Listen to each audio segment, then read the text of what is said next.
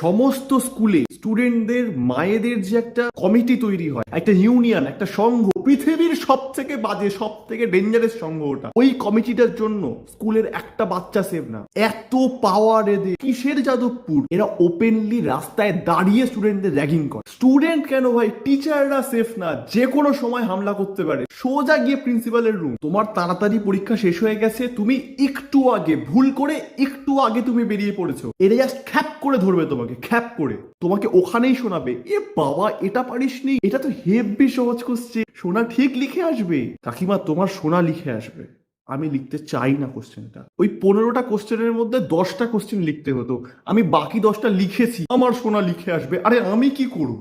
সাধারণ গার্জিয়ানরা যখন ছেলেমেয়েরা একটু বড় হয়ে যায় তখন আর আসে না ভাই, তাদের নিজস্ব কিছু কাজ থাকে। এরা শালা সব কটা বেকার, ফালতু গল্প করবে, এসে সারা দিন পড়ে থাকবে, তার সাথে এদের বাচ্চাও বড় হয় না। এদের বাচ্চা মানে ক্লাস 12-এর দামড়া ছেলে। আমাদের ক্লাসে একটা ছেলে ছিল, ওই মালটা পুরো ক্লাসের সব থেকে পোংটা ছেলে। সেটা স্বাভাবিক। কাকিমা, সোনার সোনা হতে বেশি দিন বাকি নেই।